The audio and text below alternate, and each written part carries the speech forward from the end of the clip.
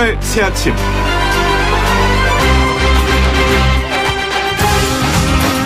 어제 검찰에서 일명 김기현 하명 수사 논란 관련해서 국무총리실을 전격 압수수색했습니다. 청와대도 압수수색하는 검찰이 국무총리실이라고 못하겠느냐 이렇게 생각할지 모르지만 청와대의 경우 형식은 압수수색이지만 실질은 임의제출 형식으로 넘겨주는 것인 반면에 이번 국무총리실 압수수색은 서울중앙지검 공공수사 2부가 정부 서울청사 창성동 별관에 있는 국무총리실 민정실에 검사와 수사관들을 보내 문모 사무관의 컴퓨터 하드디스크 등을 확보하는 방식으로 이루어졌다는 점에서 상당히 의미가 있습니다. 과거에는 상상도 못할 일이 아닐 수 없죠. 정말 성역 없는 수사가 전광석화처럼 이루어지는 것 같아서 다행입니다. 하지만 몇 달이 지나도 전혀 수사의 진척이 이루어지지 않고 있는 수많은 다른 중요 사건들이 남아있는 것을 보면은요. 수사기관 인원 확충이 시급히 필요한 건 아닐까 갑자기 걱정이 되네요. YTN 라디오 노영의 출발 새 아침 지금부터 시작합니다.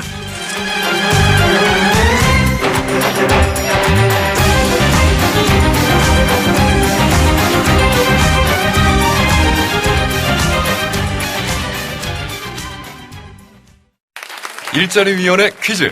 이것은 일자리 창출, 노사민정의 상생, 그리고 상생형 지역 일자리. 정답입니다. 노동자, 기업, 시민, 정부, 노사민정이 협력하여 만든 상생형 지역 일자리. 더 나은 대한민국을 만듭니다. 일자리위원회. 막히는 출근길 뉴스엔 급행열차를 타라. 헬마 뉴스. 답답한 출근길 진짜 뉴스를 시원하게 뚫어주는 헬마 뉴스. 오늘도 헬마우스 임경빈 작가 나오셨습니다. 안녕하세요. 안녕하세요, 헬마우스입니다. 네, 유튜브 보시는 분들 반갑게 인사하시면 되겠네요. 이틀 동안 못 하셨다고 얘기들이 좀 있었습니다. 인사 한번 하시죠. 예, 네. 제가 말씀드린 대로 평창에 좀 다녀올 일이 있어가지고 다녀오느라고 스튜디오에 직접 출연을 못했습니다. 네, 이제 앞으로도 가끔 그러실 건가요? 아닙니다. 자, 첫 번째 소식 한번 알아보겠습니다. 이게 또 불발이 됐습니다. 선거법 협상안 어떻게 된 겁니까? 예, 또 불발이 됐습니다. 어제 이제 4+1 중에서 여당을 뺀 나머지 4야당 대표들, 대표들끼리 모여가지고 합의안을 내놨는데요. 그렇죠. 정당의 득표율이랑 비례대표 당선자 수를 이제 맞추는 연동형 비례대표제. 이거를, 비례의석 50석에다가 다 맞추는 게 아니고 30석에만 적용을 하자. 이걸 이제 캡을 씌운다고 하죠. 이제 모자를 씌우듯이 이제 상한선을 두자. 이거를 이제 내년 총선에만 한시적으로 적용하겠다. 이렇게 합의를 했고요. 네. 동시에 이제 석패율 제도도 도입하기로 했습니다. 그런데 이 협의안을 민주당의 의원총회에서 받아들일 수 없다면서 거부를 한 겁니다. 그렇죠. 그러니까 50석 비례대표 중에 30석을 캡을 씌운다는 거는 예컨대 어떤 정당이 30%의 지지를 받았다면 30% 곱하기 30석이니까 9석을 비례로 이제 가져간다는 얘기가 되잖아요. 예. 나머지 20석에 대해서는 지금처럼 병립형으로 그냥 진행하겠다 이런 얘기거든요. 예. 그런데 여기에 대해서 만약에 석패율제가 또 도입이 된다면 사실은 또 조금 문제가 생길 수 있다. 이게 바로 민주당에서 계속 반대하는 이유 아닙니까? 예, 그렇습니다. 이게 석패율제에 대해서도 좀 정확하게 아시는 분이 쉽지가 않아가지고 내용이 좀 어렵기 때문에 맞습니다. 어려워요. 좀 설명을 드리자면 석패율제도는 일단 전국을 권역별로 나눈 다음에 영남권이나 호남권이나 강원권 이런 식으로 권역을 나눈 다음에 각 권역의 지역구에서 가장 아깝게 떨어진 사람을 비례대표로 당선시키는 방식입니다. 네. 그러니까 야사당은 이게 지역구도 완화를 위해서 이제 필요하다 이 제도가. 그래서 영남권에서도 한국당 외에 다른 정당에서 이제 추가 당선자를 낼 수 있는 이런 방식. 호남에서 이제 한국당이 추가 당선자를 낼 수 있는 이런 방식이기 때문에 지역구도를 완화시키는데 필요하다. 이렇게 되면은 각 정당이 자기들이 그동안 배출을 하지 못했던 그런 이제 권역에서도 2등을 해도 국회의원이 될 수 있는 길이 열리기 때문에 이게 이제 필요하다는 게 야당들의 입장입니다. 예컨대 한번 설명을 쉽게 한번 해보겠습니다. 만약에 영남하고 호남에서 석패율제를 이제 적용을 하게 되면 예컨대 호남 같은 경우에는 이제 기본적으로 민주당이 1위를 차지하겠죠. 예를 그렇죠. 들어서. 그러면 2등으로 예를 들면 민주평화당에서 후보를 냈다 그러면 사실은 자유한국당보다는 민주평화당이나 이런 쪽에서 2등으로 된 사람이 당선이 될 가능성이 높다는 그렇죠. 게 바로 이제 얘기죠. 그런데 영남권에서 만약에 이걸 적용하게 되면 사실은 1등으로 자유한국당에서 당선이 된다 하더라도 2등에서는 뭐 민주평화당 이런 게 없고 민주당 쪽에서 사실은 2등으로 당선이 그렇죠. 될 거라는 거예요. 그래서 네. 이것과 관련해서 이거는 조금 옳지 않다라고 하는 입장들이 좀 있는 거 아닙니까? 예, 일단 말씀하신 대로 한국당은 조금 싫어할 것 같은 분위기고요. 뭐 영호남으로만 한다면. 예, 그렇죠. 그리고 이제 민주당은 결국에는 이 석패율제가 기성 정치인들한테 유리한 제도가 될 거다. 그렇죠. 이런 얘기입니다. 그러니까 아무래도 가장 아깝게 떨어지는 사람은 유명한 사람일 거고 그거는 곧 이제 인지도가 높은 현역 의원일 가능성이 높으니까요. 실제로 일본에서는 이제 90년대부터 이 제도를 시행을 하고 있는데 일명 죽어도 죽지 않는 그렇죠. 예, 그런 중견 정치인들이 많이 나옵니다. 패자부활전이라고 하는데 불사신이 막 예, 나타나는 불사십니다. 거죠. 그래서 네. 저 국회의원은 너무 오래 해먹었다. 이번에는 떨어뜨려야지라고 아무리 유권자들이 투표를 해도 네. 결국 2등을 시켜도 부활을 하기 때문에 8번이나 지역구에서 패배를 하고 연속 패자 부활을 한 부활 당선 전문 의원이 나올 정도니까요. 그러니까 민주당 입장에서는 이런 주장을 합니다. 비례대표라는 게 원래 사회적 약자나 전문가들을 배려하기 위해서 도입이 된 건데 석패율제가 도입이 되면 그렇지 않아도 비례성이 약해진다는 우려가 있는데 도입 취지 자체가 어그러질 수도 있다. 이런 얘기입니다. 근데 지금 석패율제 관련해가지고는요, 사실은 심상정 정의당 대표도 물론 얘기는 하긴 했습니다만은 그렇게 강력히 얘기하고 있는 건 아니고 지금 네. 얘기하고 있는 게 민주평화당, 대한신당 그리고 바른미래당 쪽에서 조금 이걸 더 강력하게 밀고 있다. 그렇죠. 그게 바로 이제 원로 중진 의원들이 자기 자리를 지키기 위해서다. 네. 이제 이런 얘기들이 사실 좀 나오고 있습니다. 예, 그런 이유 때문에 이제 민주당에서 반대하는 것도 있고요. 반대로 생각해 보면 실제 속내를 좀 엿볼 수가 있는데 방금 말씀하신 것처럼 민주평화당이나 바른미래당의 중진 의원들한테 조금 도움이 된다는 얘기는 뭐냐면 네. 그 중진 의원들이 지역구에도 출마한다라는 의미가 되겠고요. 네. 그래서 지역구 선거에도 직접적으로 영향을 미칠 수 있는 가능성이 있기 때문입니다. 이게 뭐냐면 민주당 입장에서는 후보가 줄어들수록, 그러니까 지역구에 출마하는 야당의 후보가 줄어들수록 자기 후보들의 이제 당선 가능성이 높아지는데. 그렇죠. 표가 이제 몰아지니까. 예. 네. 그런데 이제 지역구에 출마했다가 떨어지더라도 부활할 가능성이 생기면 총력으로 이제 지역구에 선거에 뛰어들지 않겠습니까? 그렇죠. 예. 그렇게 되면 아무래도 소위 이제 한타 싸움을 해야 되는 특히 이제 수도권이나 PK 지역 같은 경우에는 지역구 구도에 영향을 미칠 수 있다. 그러니까 이제 우리한테 좀 불리하다.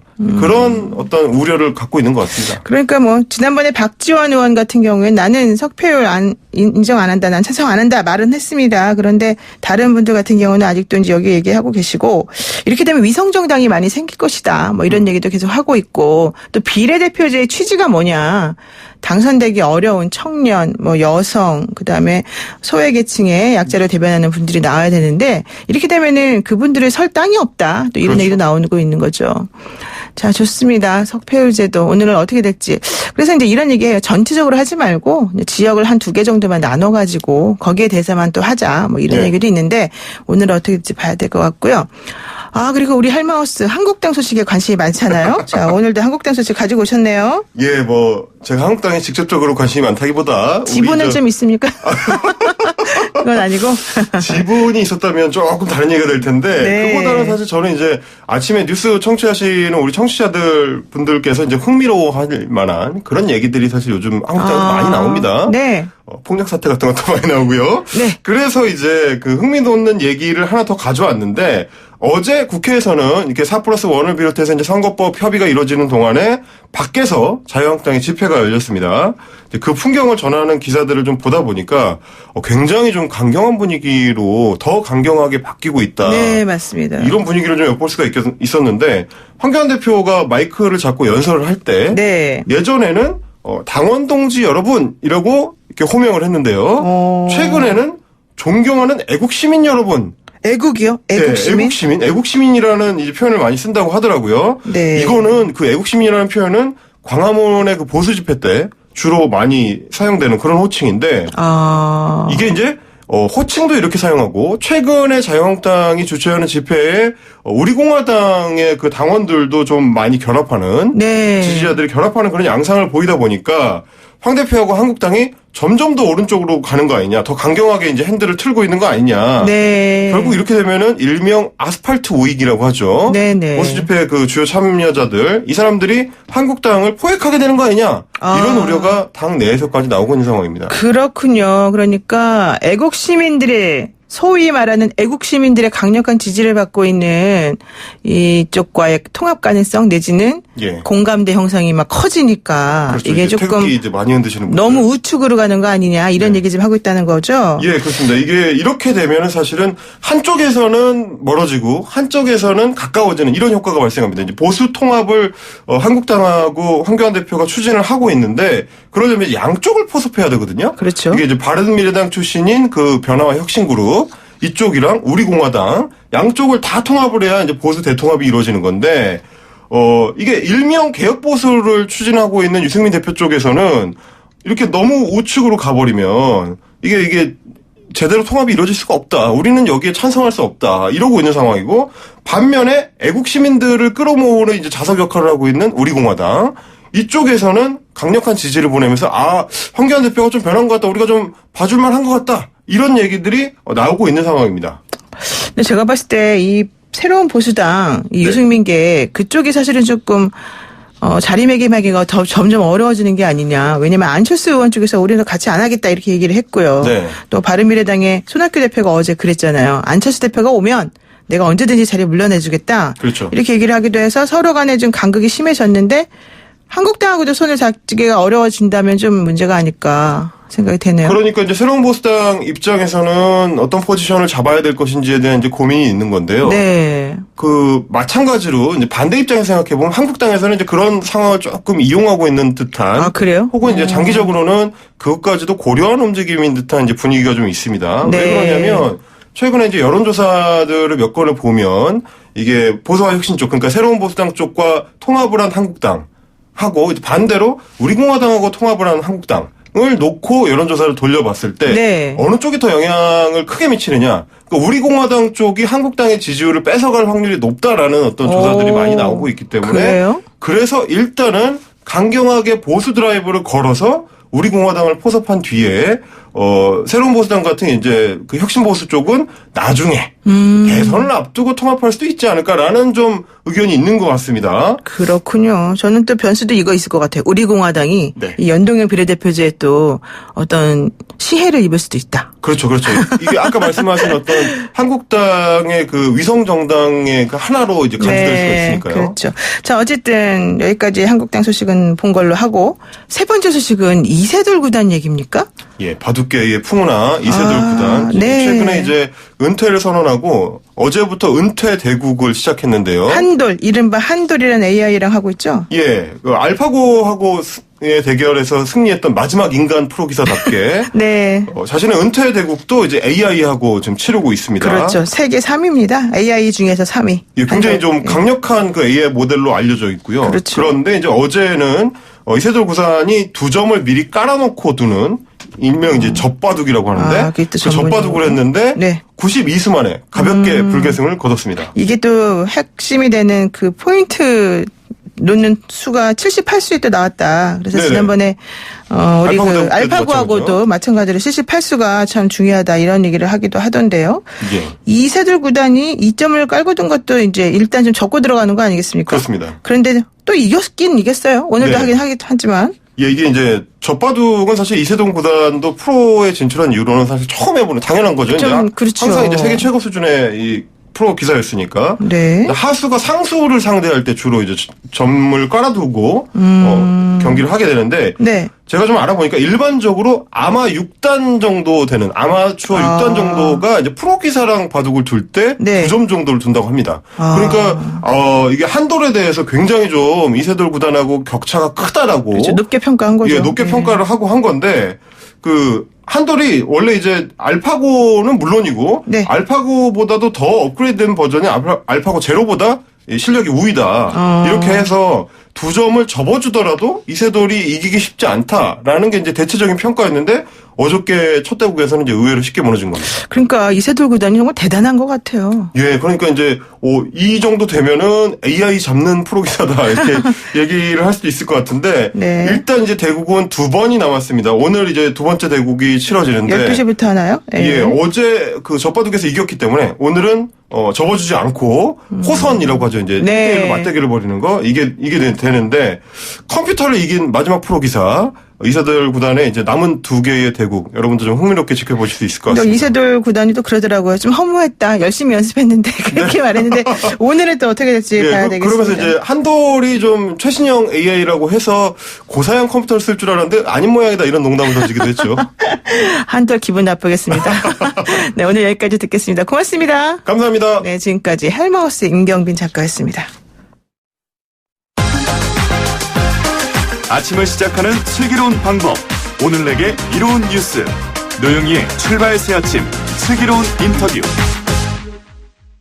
자유한국당은 사흘째 국회 앞에서 패스트트랙 규탄대회를 열고 있습니다. 국회 행정안전위원회 민주당 의원들 어제 오전에 경찰청을 방문해서 영등포 경찰에 또 이게 관할이라 하더라고요. 어쨌든 국회 점거 시위에 대한 엄정한 대응을 촉구하기도 했는데요. 4+1 협의체 선거법 합의가 무산이 되고 국회 본회의는 열리지도 못하고 지금 조금 어려운 상황이 됐습니다. 더불어민주당의 오선 중진 의원, 원혜영 의원 연결해서 한번 이야기 나누겠습니다. 의원님 안녕하십니까? 반갑습니다. 원혜영입니다. 네, 제가 의원님을 조금 추적해서 살펴보니까 이게 그 88년도에 부천에 나오셨다가 이제 낙선하신 이후에 계속해서 5선, 물론 중간에 15대 때는 좀 그랬지만 다 5선에 이제 당선이 되신 정말 중진 의원이신데 풀무원 식품을 만드셨더라고요. 네, 제가 30대 초반에 창업해서 네. 한 7년간 경영을 했습니다. 그러니까 엄청나게 또 잘 되셔서 대표도 하시고 그리고 또 고깃집도 중간에 한번 하시고.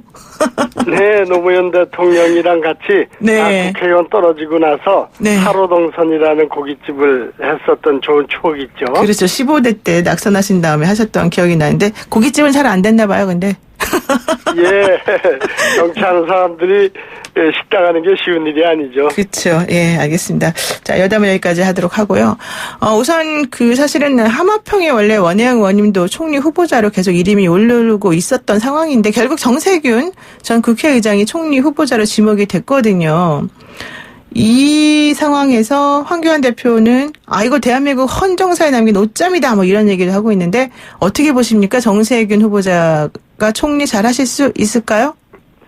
아주 잘할 뿐이죠. 그러니까 그렇게 또 대통령도 보고 우리 당에서도 기대를 하니까 네. 정말 전임 국회의장이 총리로 가는 게 맞느냐 하는 문제의식들은 우리도 있었죠. 네. 그럼에도 불구하고 정말 경제를 제대로 살리는 게 중요하다. 거기에 제일 적합하다. 또 국민 화합을 위해서 크게 노력을 하는 모습이 필요하다. 거기에 또 적임자다. 이런 판단들을 대통령이나 네. 우리 당에서도 한 걸로 생각합니다. 그런데 실질적으로 정세균 후보 본인은 나 별로 안 하고 싶다 이렇게 말씀을 초창기에 하셨던 걸로 알고 있는데 왜 그러는 거예요? 총리가 힘들어서 그럽니까? 말씀하신 국회의장을 네. 지낸 분이 행정부에 참여하는 게 맞느냐 하는 그런 좀 일반적인 어떤 격의 문제에 대해서 망설임이 있었던 거죠. 그렇게 되는 거군요. 이제 지금 현재 좀 얘기되고 있는 입법부 수장이 삼권분리 원칙을 좀 훼손하는 거 아니냐 이런 식으로. 그렇군요. 그리고요, 정세균 국무총리 후보자가 이제 어제 첫 출근을 하셨는데, 하필이면은 울산시장 선거개 의혹을 수사 중인 검찰이 또 국무총리실을 어제 압수수색하지 않았습니까? 이거 어떻게 보십니까? 네, 꼭 그래야 했는가 하는 생각이 많이들 드실 거예요. 네. 좀, 예의에 어긋나는 행동을 지금 반복적으로 하고 있는 것 같아요. 공정해야 하거든요. 네네. 수사는. 네. 이번 하명 수사 의혹 배경으로 언론이 제기하는 걸 보면은 울산 고래고기 환부 사건을 둘러싼 검경 간의 갈등이 있었다고 하는 거 아닙니까? 네. 근데 이렇게 청와대와 총리실까지 압수수색을 할 정도면 그 검찰이 토착비리 사건을 덮었다는 의혹을 받고 있는 고래고기 환부건에 대해서도 철저한 수사로 검증하는 노력이 필요한데 과연 그러냐 하는 의혹이 있죠. 네. 그러다 보니까 현재의 검찰의 수사 과정이 정당한지 공정한지 하는 문제에 대한 의구심이 높아지고 있습니다. 네. 조국 전 장관 것만 해도 뭐 인디안 기우제라고 하는 말이 나올 정도로 네네.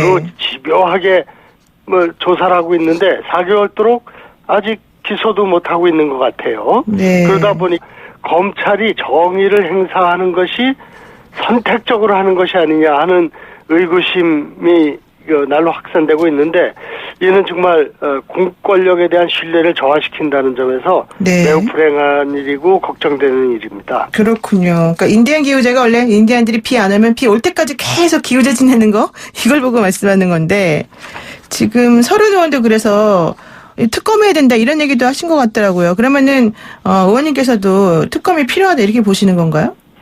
그렇게 갈 수밖에 없겠죠. 그러니까 그 전에 검찰 수사가 공정하다. 네. 그러는 것을 이 수사 과정을 통해서 방식을 통해서도 보여줄 필요가 있다고 생각합니다. 사실 특검이라고 하는 거는 기본적으로 검찰의 좀 수사 방법이나 이런 것들이 조금 공정하지 못하다, 좀 부족하다 이렇게 할 때 나오는 얘기인데 여당에서 먼저 특검해야 된다라고 얘기 나올 정도라서 사실은 조금 수사 방식이나 이런 거에 불만들이 조금 있으신 것 같긴 합니다. 그런데 이제 이거 좀 여쭤볼게요. 저번에 보니까는 불출마 선언하시지 않았습니까? 왜 그렇게 하신 거예요, 갑자기? 제가 1992년도 제14대 국회에 처음 등원해서 네. 그 사이에 시장도 2차례 하고 국회의원으로 5차례 일했습니다. 내년이면 29년간 정치 인생이, 선출직 공직자로 일한 셈이니까 네네. 아주 오랫동안 큰 복을 누린 거죠. 그런 점에서 이제는 내가 멈출 때다 이렇게 생각을 한 겁니다. 이건 뭐 20대 국회를 준비하면서부터 해왔던 아주 오래된 생각입니다. 아, 그러시군요. 그런데 사실은 이제 그 얘기를 듣고 원혜영 의원님이 물론 뭐 후배들을 위해서 명의론 결단을 하셨다 이런 얘기를 하시는 분들도 계시지만 너무 좀 아깝다, 너무 속상하다 이런 얘기 하시는 분들도 있어요. 고마운 일이죠, 뭐. 근데 뭐 해야 할 일이 많이 있습니다만 또 그렇다고 그 일을 내가 다 하겠다 하는 것도 그건 좀 더 지나친 거가 되겠죠.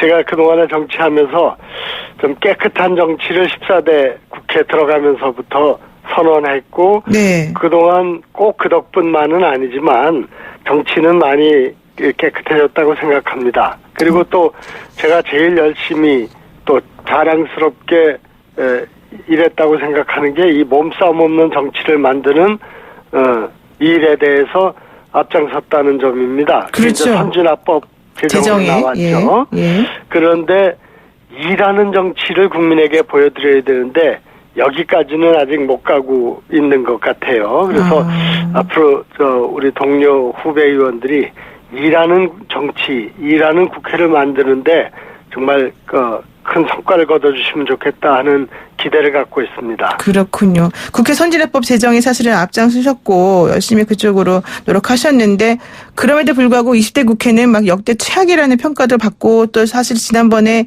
이 신속 처리한 건 또 처리하는 과정에서 보면 몸싸움도 벌어지고 좀 실망스러운 모습이 사실 많지 않았습니까? 네, 동물국회는 막았지만 네. 그러다 보니 식물국회가 돼버렸다 하는 비판에 대해서 네. 인정을 하지 않을 수가 없습니다. 근데 그렇다고 해서 식물국회 꼴 보기 싫으니까 동물국회로 돌아가라 이럴 수는 없는 거 아닙니까? 그렇죠. 네, 예. 국회 선진화법을 통해서 몸싸움 없는 국회를 만드는 데 성공을 했는데 동물국회로 돌아가자는 것이 해법일 수는 없습니다. 네. 그것을 더욱 창조적으로 발전시켜서 어떻게 네. 일하는 국회를 만드냐 하는 노력이 필요하다고 생각을 합니다.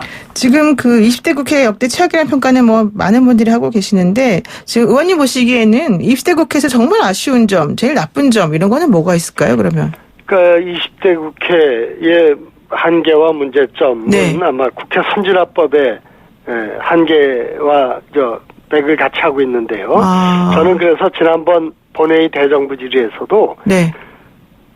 저 식물국회는 안 되니까 동물국회로 돌아가자라고 하는 것은 퇴행이고 네. 거기서 해서는 안 되고 일하는 국회를 만들기 위해서 국회 선진화법을 국회의사 일정 자동화법으로 발전시켜야 된다 이렇게 주장을 했습니다. 국회 의사일정 우리- 자동화법이요? 예. 네, 우리 국회의 아주 고질적인 문제점이 예. 의원들이 국회의 주인이고 회의에 참여하는 것 여부 또 회의에서 여러 가지 논의를 하는 것이 그 헌법에 있는 300명 국회의원 한 사람 한 사람의 책임과 권한인데 네. 이걸 거대 정당의 그 지도부가 네. 그리고 당대표 또는 원내대표 혼자서 막 결정을 하고 100여 명의 국회의원들을 그냥 수단화시키는 거예요. 네. 그러니까 우리 당은 이번 임시국회에 등원하지 않는다. 또는 임시국회 개회에 합의하지 않겠다. 하고 모든 국회의원들을 묶어놔요. 그러니까 국회의원들은 한 사람 한 사람의 자기 결정권이 확보되는 게 아니라 그야말로 쫄병으로 전락을 하는 겁니다. 네. 그래서 저는 최소한 국회법에 정해진 회의 규정, 회의의 의무는 지키면서 정당 간에 또는 네. 국회의원 간에 싸울 건 싸워야지 의사 일정을 담보로 해서 회의 열고 안 열고 하는 것을 협상의 대상으로 하는 것은 일하지 않는 국회, 싸우기만 하는 국회의 오명을 이렇게 확대시켜 가는데 결정적인 요인으로 작용하고 있다고 보고 있습니다. 네. 그래서 어쨌든 국회법 57조 보면 법안 심사를 위해서 원리 이상 회의를 하도록 돼 있어요. 네네. 회의는 하면서 싸워야 되는데 안 하고 있어서 국회 의사 일정만은 반드시 모든 국회의원들이 지키자. 여야 간의 정쟁의 재료를 만들지 말자. 네. 이런 주장을 했습니다. 네, 그렇군요. 그러면 요번에 이제 어쨌든 뭐 협치, 인화 이런 걸 사실 상당히 중요하게 여기시는 의원님으로 알려지기도 했는데 지금 야사당에서 나오는 선거법 관련된 협의 여기에 대해서 지금 민주당에서 논란을 삼고 있는 건 석패율제 적용 문제 아니겠습니까? 앞으로 이제 어떻게 될까요? 이 4+1 협의체도 그렇고. 네, 그러니까 크게 4+1에서 선거법을 민의가 대변되는 방향으로 바꾸자고 이제 했고 나온 거기 때문에 네. 구체적인 방안에 대한 차이 때문에 이 합의를 깰 수는 저는 없다고 봅니다. 그래서 서로 양보하고 이해하는 게 중요하고 어쨌든 우리 민주당이 제1당인 만큼 좀 더 양보와 타협을 통해서 반드시 선거법이 개정될 수 있도록 좀 주도적인 역할을 해야 될 것 같습니다. 그렇군요. 그러니까 그럼 민주당이 조금 양보를 더 해야 된다 이런 말씀이신 거예요? 네, 그렇습니다. 네. 그렇군요. 원혜영 의원님께서는 어쨌든 이제 불출마 선언하기도 하셨고, 그리고 정치개혁이나 국회개혁을 제대로 이루지 못한 것이 큰 과제고 미안하다 이런 얘기도 좀 하셨는데, 그럼 이제 앞으로 후배 의원들에게 당부의 말씀하신다면 어떤 게 될까요?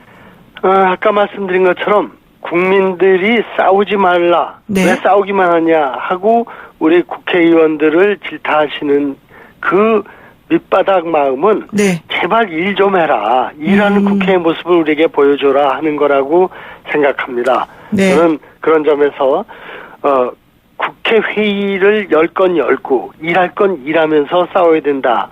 국회 회의를 에 참석하는 것을 가지고 정쟁의 대상으로 만들어서는 안 된다. 이런 주장을 하고 있고요. 네. 그리고 국회의원 개개인에 대해서는 시대 정신이 무엇인지 그것을 파악하고 실천하기 위한 부단한 노력이 필요하다고 봅니다. 시대 정신에 대한 감수성을 좀 잃으면 안 된다는 얘기가 되겠죠. 네. 그러기 위해서는 끊임없이 공부해야 합니다. 그리고 네. 민생의 현장을 발로 뛰는 자세로 일을 해야 국민의 기대를 쫓아갈 수 있다 이렇게 생각을 합니다. 그렇군요. 그리고 이제 마지막으로 연말이기도 하니까 마지막 질문 하나 좀 여쭤볼게요. 의원님께서는 나눔과 기부를 오래전부터 계속 실천해오는 의원으로도 특히 유명하기도 하신데요. 나눔이라는 게 여유가 있다고 해서 쉽게 실천할 수 있는 일은 아니다. 이런 얘기도 많이 하거든요. 어떻게 하면 좋겠습니까? 우리 같은 평민들은. 네, 우리 사회가 빠르게 지금 초고령 사회로 바뀌고 있고 또 복지에 대한 수요가 커지고 있습니다. 네. 이거를 세금만 걷어가지고 한다. 이것은 사실 불가능한 일입니다. 네. 저는 그리고 또 나눔과 기부야말로 네. 우리 사회를 풍요롭게 또 네. 화합하는 사회로 만들 수 있을 뿐만 아니라 그 개개인의 삶도 풍부하게 해준다고 생각합니다. 네. 내 거를 나눌 수 있는 사람은 내가 풍요롭기 때문에 그게 가능한 겁니다. 아무리 돈이 많아도 나눠줄 게 없다면 그거는 네. 결국 가난한 사람일 수밖에 없겠죠. 그래서 저는 개인을 위해서나 사회를 위해서 나눔과 기부가 생활 문화로 좀 정착되면 좋겠다는 희망을 갖고 있고 네. 또 요즘 특별히 관심 있는 것은 유산 기부 문제입니다. 이제 우리 사회도 열심히 일해서 부를 축적한 세대들이 이제 노인이 되고 또 죽음을 맞이해 가고 있습니다. 영국의 경우는 레가시 10이라는 기부 운동, 유산 기부 운동이 있는데 네. 유산의 10%는 좋은 데 좀 쓰자 이런 거죠.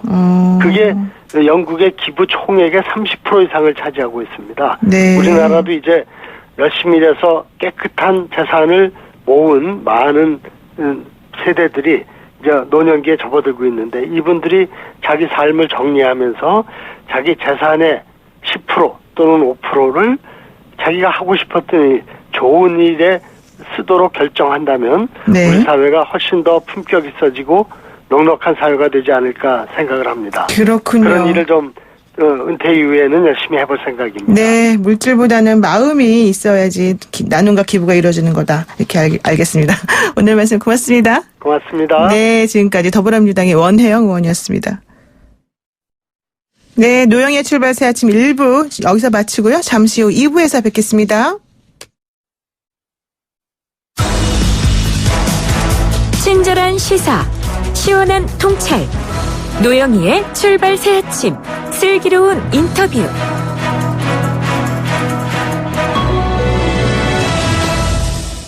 네, 도널드 트럼프 미국 대통령에 대한 탄핵 표결 절차가 지금 미국 하원에서 진행이 되고 있는데요. 그 자세한 내용을 잠시만 그 전문가 연결해서 한번 들어보겠습니다. 한동대학교 국제지역학과 박원건 교수 연결돼 있습니다. 교수님 안녕하세요. 예, 안녕하세요. 그 지금 미국 하원에서 이 도널드 트럼프 미국 대통령에 대한 탄핵 표결 절차가 진행 중인 거죠? 예. 지금 전망이 어떻게 나옵니까? 지금 그 표결은 우리 시간으로 8시 반부터 아마 이제 투표가 시작이 되고요. 네. 지금은 그 찬반 토론이 진행되고 있습니다. 네. 근데 뭐 전망은 어느 정도 우리가 알 수 있을 것 같은데 일단 하원은 통과될 가능성이 매우 높죠. 네. 왜냐하면 하원에서는 3분의 2가 아니라 과반수만 얻으면 그 탄핵 소추안이 가결이 되거든요. 네. 근데 지금 분포를 보면 민주당이 235석을 지금 갖고 있기 때문에 216명 이상이면 찬성이 되면 이제 가결이 됩니다. 이미 뭐 미국의 주요 언론들은 그 부분에 대해서 전수 조사를 했는데 이미 충분한 숫자는 확보했다라고 지금 알려져 있습니다. 그렇군요. 지금 이제 토론이 6시간짜리 토론이고 이 토론이 끝나고 나면 표결에 들어간다 이런 얘기인데요. 네. 지금 트럼프 대통령에 대한 탄핵의 혐의가 두 가지 아닙니까? 권력 남용과 의회 방해. 그런데 제가 조금 의아하게 생각했던 것은 사실 하원에서는 좀 무난하게 통과가 될 거라고 생각했는데 생각보다 조금 그냥 좀 가까스로 통과되지 않겠냐 이런 또 예상도 있더라고요. 그렇습니다. 지금 권력 남용이랑 의회 방해 두 개가 핵심으로 얘기를 했는데 네. 사실 그보다 훨씬 중요한 그 혐의는 사법방해죄죠. 그렇죠. 사법방해가 들어가면은 이제 그것은 굉장히 심각한 이제 문제제기가 되는데, 뭐 이거는 민주당 입장에서는 사법방해가 들어가면 오히려 뭐 트럼프 대통령이 자신을 더 이렇게 보호하고 디펜스할 수 있는 가능성이 크기 때문에 조금 더 이렇게 힘이 빠진 그거보다는 좀 덜 중요한 혐의 두 가지를 지금 얘기를 했다라고 알려져 있습니다. 네. 근데 뭐 어쨌든 두 혐의에 대해서 각각 표결이 진행되고 하나만 통과되면 일단은 그 가능성은 높아지는 거죠. 그래서 일부러 뭐 그렇게 했다라는 얘기도 들리고 있고요. 근데 지금 전체적으로 어쨌든 하원에서 말씀드린 것처럼 워싱턴 포스트나 뉴욕 타임스에서 전수 조사를 했는데 네. 뭐 216명 이상은 분명히 확보를 할 것이다라고 하고 있고요. 네. 뭐 지금 미국도 이 정당 간의 정파 간의 이 분리가 굉장히 심합니다. 그렇기 때문에 민주당 같은 경우에는 지금 이탈표가 나올 가능성이 거의 없고 그리고 네. 전수조사 결과로 보면 공화당 같은 경우에는 지금 198석인데 전원 탄핵에 반대하는 그런 입장을 보이고 있죠. 그렇군요. 그러니까 지금 트럼프 대통령이 그 우크라이나 대통령한테 군사 원조를 대가로 자신의 그 정적이었던 그 민주당의 조 바이든 전 부통령, 이 부통령에 대한 비리 조사를 요구하는 게 바로 권력을 남용했다는 하나의 혐의이고 또 하나는 이 문제를 조사를 시작하니까 백악관과 행정부 인사들에게 청문회 증언을 거부해라, 뭐 협조하지 말아라 이런 지시를 했다 이제 이런 것이었는데 사실 그거보다 더 중요한 사법방해 관련된 건 들어가지 않았기 때문에 이제 이런 식으로 진행이 좀 된다 이런 말씀인 것 같아요. 그렇죠. 사법방해로 원래 트럼프 대통령 탄핵에 대한 논의는 사법방해로 시작이 된 거였거든요. FBI의 사건에 개입을 해서 이제 당시 그 FBI 국장을 해임을 한 것이 사법방해죄다.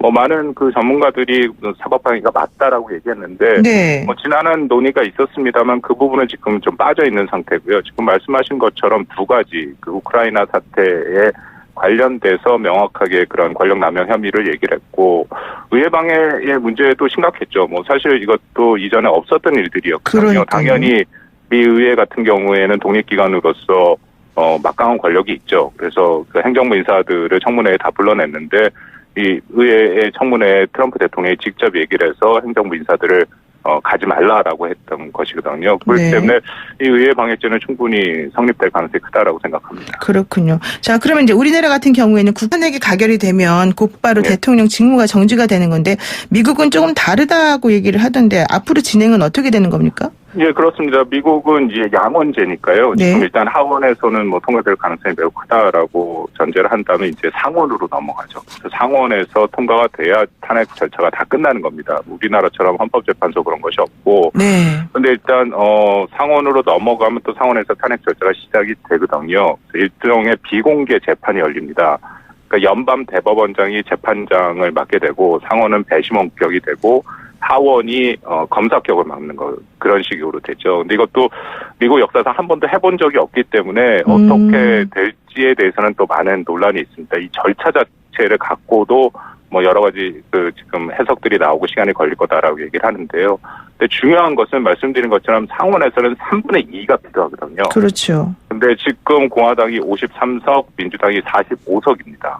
그러니까 지금은 3분의 2면 67석이 필요한데 뭐 절대 그 숫자를 맞출 수는 없죠. 그래서 상원 부결도 거의 확실하다라고 판단합니다. 그렇군요. 뭐 어쨌든 미국에서는 지금 어제 저녁에 트럼프 탄핵을 외치는 행진이 또 벌어지기도 했지만 트럼프 대통령 자체는 트위터에서 난 아무것도 잘못한 게 없다, 끔찍하다 이러면서 또 화를 내기도 했습니다. 그런데 지금 어쨌든 공화당 원내대표는 이 건이 넘어오면 불결시키겠다 뭐 이렇게 얘기를 하고 있기 때문에 답은 좀 정해져 있는 거 아니냐. 그리고 원래 미국에서 지금 앤드류 존슨 그리고 빌 클린턴 이분 이어서 세 번째로 지금 탄핵이 하원에서 가결되는 세 번째 대통령이 된다 이런 얘기인 것 같은데 그러니까 결과적으로 상원에서 통과는 안 될지라도 어쨌든 하원에서 탄핵안이 가결이 되면 정치적 타격은 입을 것이다. 지금 이렇게 보고 있지 않습니까? 이 부분도 지금 논란이 좀 있습니다. 왜냐하면 방금 말씀하신 것처럼 뭐 트럼프 대통령이 강력히 반발하고 있고 낸시 펠로시 그 하원 의장한테 6장짜리 편지를 보낸 것이 미국 언론에 지금 다 공개가 되고 있거든요. 편지요. 네. 예, 편지의 내용이 공개가 됐는데 거기 이런 내용도 있습니다. 난 탄핵에 대한 책임을 0도 느끼지 않고 있다. 방어권을 전혀 보장받지 못했다. 일종의 마녀 재판이다. 뭐 늘 트럼프 대통령이 하는 얘기고요. 그렇죠. 그래서 지금 미국 정치 구도를 보면 트럼프 대통령한테는 이른바 차돌 지지층이 있습니다. 약 40% 정도 돼 43%까지도 보는데요. 그들은 뭐 트럼프 대통령이 어떤 행동을 하든 어떤 말을 하든 무조건 트럼프 대통령을 지지하는 지지층이죠. 그리고 미국 내 지금 전체 중에 이른바 부동층은 10% 정도밖에 안 됩니다. 그러니까 그만큼 지금 미국 정치도 굉장히 양분화되어 있는 상태거든요. 그러네요. 그래서 이거 자체가 뭐 탄핵 자체가 트럼프 대통령에게 크게 정치적으로 영향을 줄 것인지에 대해서는 좀 논란의 여지가 있고요.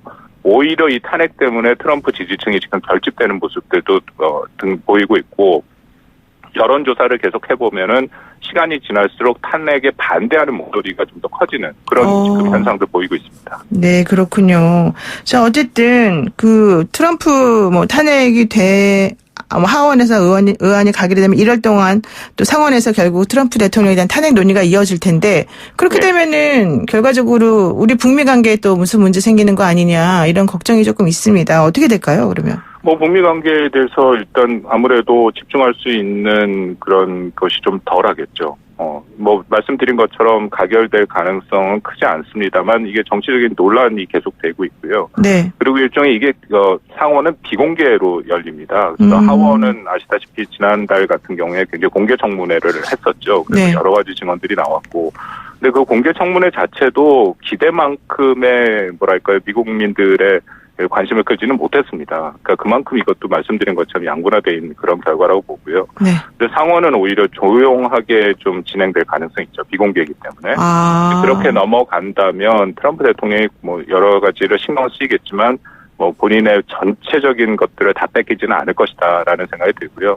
북미 협상은 이제 북한과의 지금 연말 넘어가는 지금 진행되고 있는 여러 가지 이 어려운 문제들이 있지 않습니까? 뭐 새로운 길의 문제도 있고 아마 그것에 더 영향을 받을 가능성이 있죠. 그렇군요. 예, 오늘 말씀 여기까지 듣겠습니다. 고맙습니다. 예, 감사합니다. 네, 지금까지 한동대학교 국제지역학과 박원곤 교수와 함께했습니다. FM 94.5MHz YTN 라디오 노영의 출발 새 아침 2부 마치고요. 8시 정각에 돌아오겠습니다.